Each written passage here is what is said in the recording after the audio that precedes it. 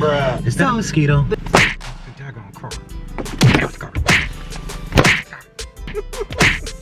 Get on that. What y'all see is we just randomly went out.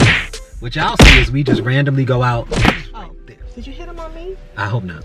Today we're going to talk about settling and what's really important in a marriage. Red pill / manosphere is people who Now he popping willies. Hey, who man's is this? Meanwhile, it's right there. Man-centric ideals. It's so it. Yo, I'm smacking the camera. Blue pill is more modern, and red pill tends to be more traditional.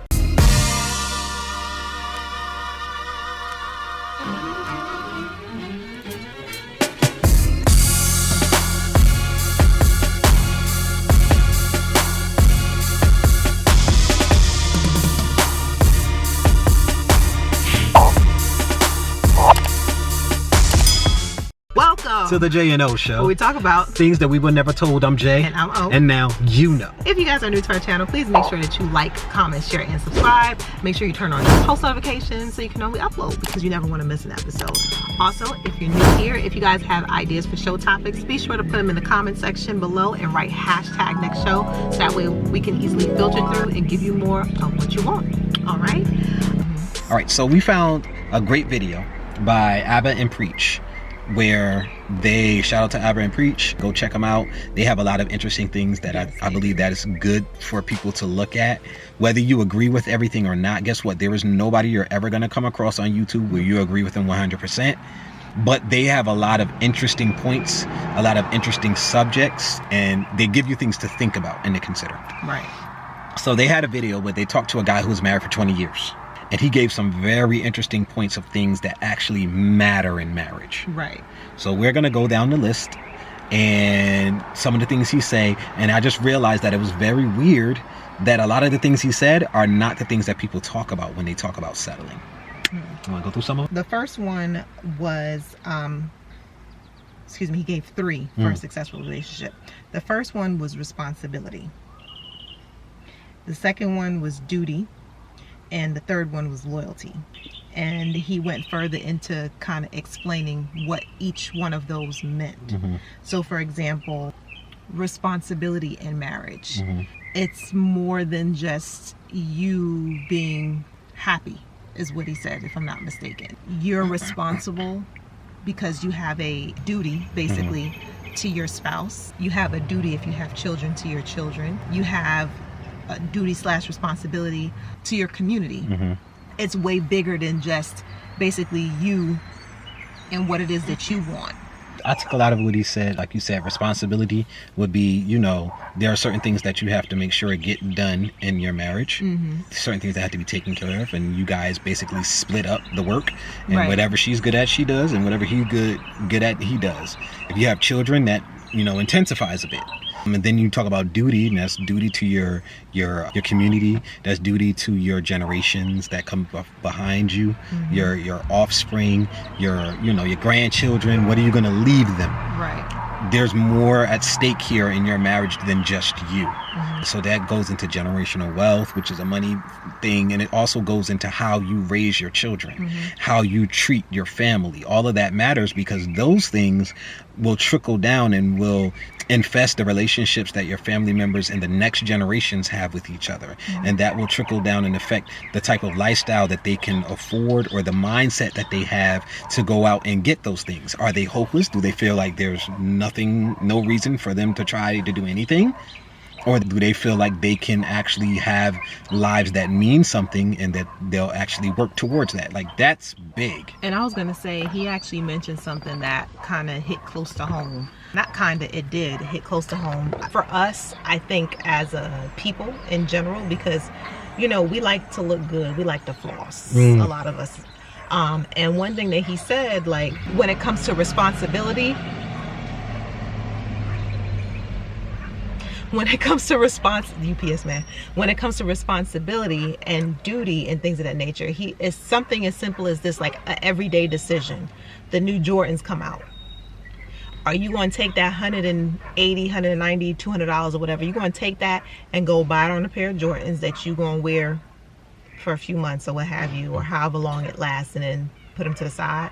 Or why don't you take that money and invest it? These simple things, but it builds different habits. And he's saying because you have a responsibility to your kids, you would want to essentially think twice about those type of financial decisions that you are going to make, because it's going to affect your family long term. Like, do you want to just get this short-term gratification, or do you want to, you know, invest in something that can be life-changing and, you know, your children's children will be able to benefit from if you build those habits? And I was just like, you know what, he's absolutely right. Yeah. And I know it made me think, like, you know, I had this thought process about a week ago. I failed. I ain't even gonna lie. I failed miserably. Got it! Wow, okay. I had that thought process, not for a pair of Jordans. It was for something else. I was like, should I spend the money on this? Or should I actually use it and invest it in something? Because one thing I will say, I've always been big into finding different opportunities to be able to generate wealth. Generational wealth. I've always been open and looking for things of that nature, and there's a couple different things that I've found that I'm aware of now that can do that. One of them I can just tell y'all flat out, which I'm pretty sure you've probably heard, is trading. You know, trading in stocks or cryptocurrency and different things of that nature. But you got to know what you're doing, or at least be connected to someone who knows what they're doing. But I will say it's a really good skill for you to be able to learn, because it can help you be able to create that generational wealth. But especially since the quarantine, there's been so many new apps and different things that are out there that can help you to invest. And it's like, instead of taking your money to go buy a new pair of shoes, or even to go get your nails done or your hair done, ladies, or whatever the case may be, using it for something that's going to help you more in the long term. So I just found that to be something that hit close to home. Yeah. So, you know, when we're talking about settling, I guess you have to figure out, what are you willing to suffer to have the things that you want? And are the things that you want worth you being alone? I would submit to you that a lot of the things that we feel are so very important are not the things that make up successful relationships anyway. And we concentrate on these things and then wonder why we have a high divorce rate, and then wonder why now in our community, 1 in 4 women will get married. Bruh. Yeah.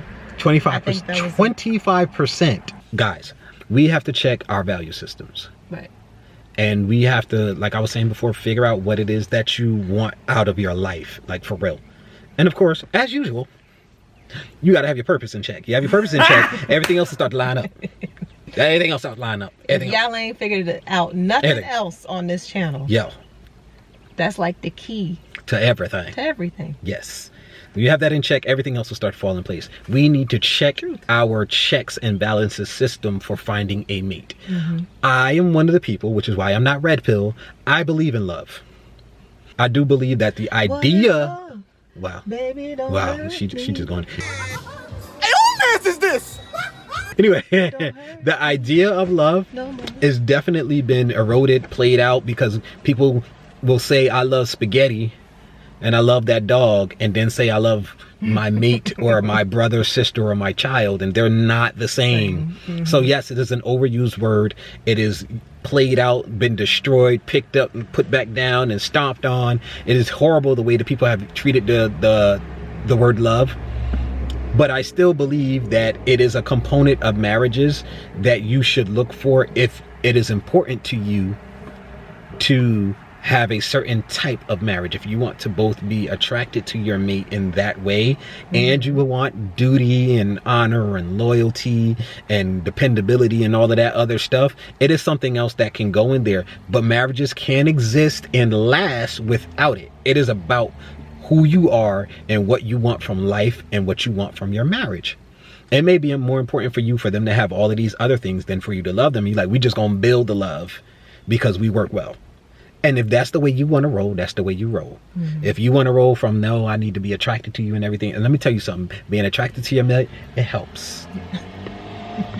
Okay? It helps. It has helped us. But when we were going through that duty, that honor, that responsibility, all of that stuff, that was the things that we fell back on when we was going through rough times, and we was like, yo, are we done? Right. Is this over? That's what we fell back on. And guess what? We also fell back on love. I know y'all hate to hear it. Some of y'all hate to hear it. I'm sorry.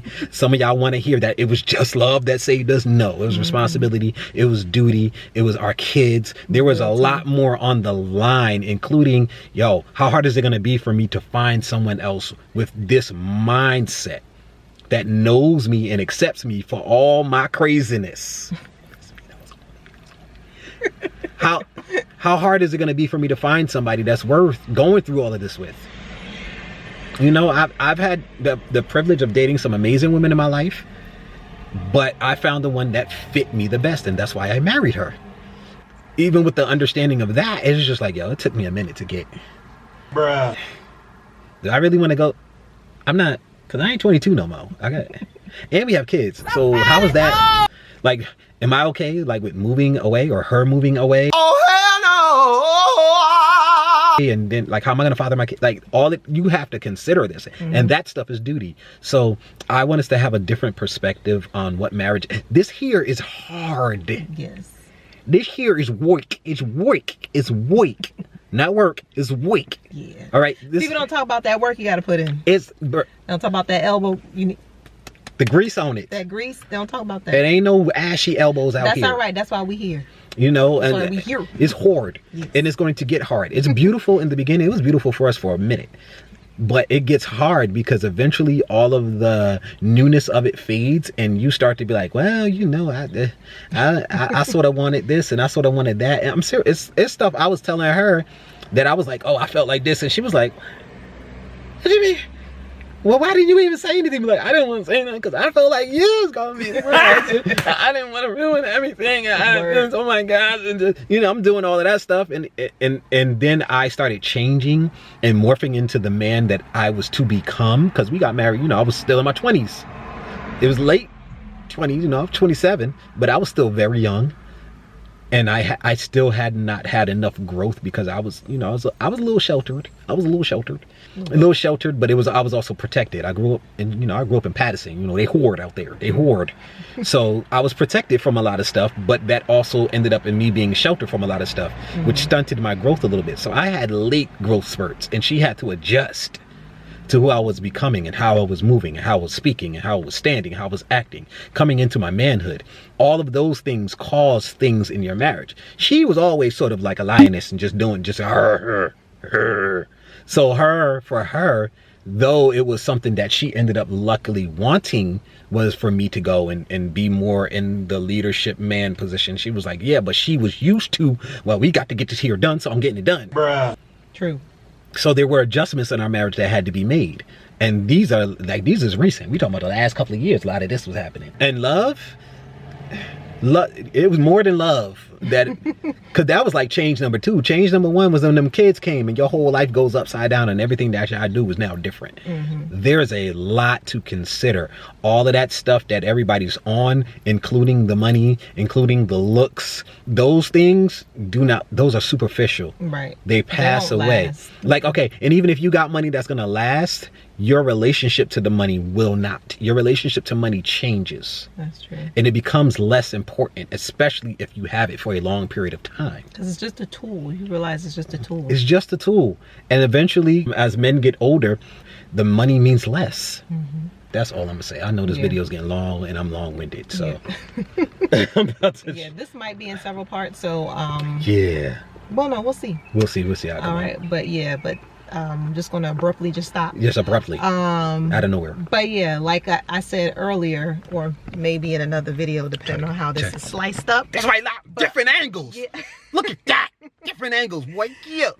Boy, if you don't. Yeah, depending on how this is sliced up, make sure that you comment below and let us know, what team are you? Are you team marriage or are you team single? All right, because we want to know. Let us know. All right. Also, if you have ideas for show topics, put them in the comment section and write hashtag next show. Also, if you guys are feeling what we are saying, share it. You're picking it up, what we're putting down. Yes, if you're picking it up. Yeah. But don't put it down without subscribing. Hitting that post notification bell, Yes. so you know when we upload. All right? Yes. All right. But until next week? Yeah. Until next week, guys. Deuces. Press the off button.